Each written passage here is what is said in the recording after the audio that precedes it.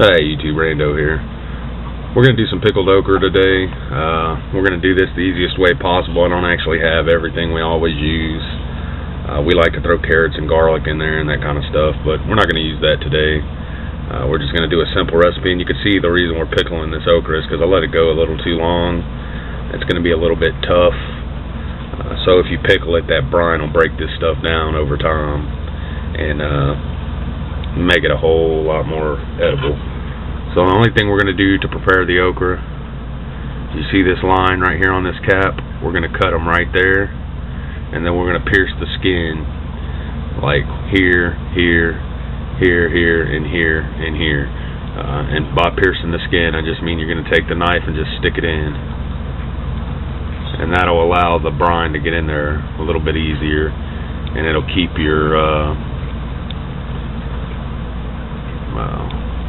brine level in the jar from dropping too low. If you don't do that, these things aren't going to fill up very easily.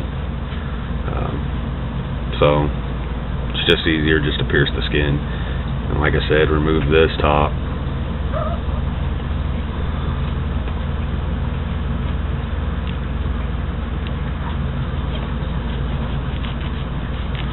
Help if I had a sharp knife. You just want to remove the top to where you're not actually getting down into the okra. You still got this nice layer right here.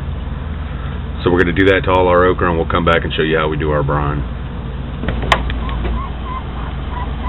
Alright, so we have 4 cups of distilled water and 4 cups of white vinegar in our pot now. We're going to let that, try to bring that to a boil.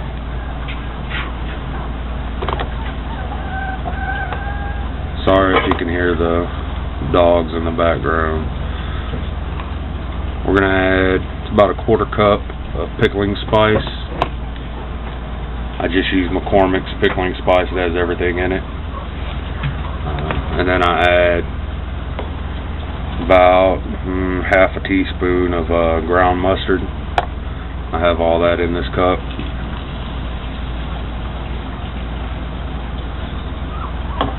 Add that in there, and then about half a cup of pickling salt.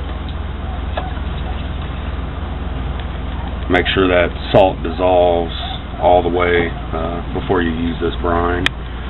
On top of that, we're going to add about half a teaspoon of minced garlic to the bottom of every jar, and that'll be our garlic. You could just add a clove of garlic if that's what you have, but we're just going to use minced garlic. And that's pretty much the entire recipe for the brine. I don't use much in it.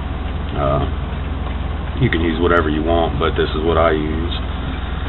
And while this is coming to a boil, I have my jars in my canner boiling. You know, lids off. Stick them down in there. That way they're sanitized, and then have your lids boiling as well. You don't want them boiling, but you want them simmering on a low heat, so that the wax kind of gets hot and melts a little bit, so you get a better seal. So we got that going on, and we got this going on. When we get this ready, I think we're just going to do 1 quart jar and 1 pint jar. This will do 3 to 4 quart jars. This should be enough brine for at least 3 quart size jars. So once we get there, we'll come back and show you what we have. Alright, so I forgot to mention, you're also going to want to add half a teaspoon of dill seed to this. We don't have it, so we're not adding it, but if you don't, it's not going to taste like dill pickles. So we're going to tweak the recipe a little bit and use some other stuff. I thought the pickling spice had dill in it, but it doesn't, so you're definitely going to want to use half a teaspoon of dill seed. And you can see we're almost at a boil. It's wanting to boil. And as soon as it comes to a boil, just turn your heat down and keep it simmering until you have your jars ready to go and filled with the okra. So we'll come back when we're at that point. Alright, so I got my jars full, as full as I can get them anyway. I'm going to end up with 1 quart and 1 pint out of this one. You're going to want to make sure your lids are clean. You ain't got any of them spices on the rims. Just wipe them down real good. Leave about a ½ inch of head space. You can see once I push this one down, once these get pushed down a little bit, there's about a ½ inch of head space there. top them off, throw them in the water bath can, or process them for 15 minutes, and then we'll come back and show you what we have. Alright, so here's our finished product, and you can see here what I mean about the water level dropping. It's because that okra starts sucking up that juice. You know, we had it here, now it's down to here, so that can be a problem. But you can see my okra's lifted quite a bit. So once it starts filling up, it should sink down into the liquid a little bit more. This one seems to be doing okay. So it's not too bad. We ended up with a quart and a pint. We froze the rest of the brine.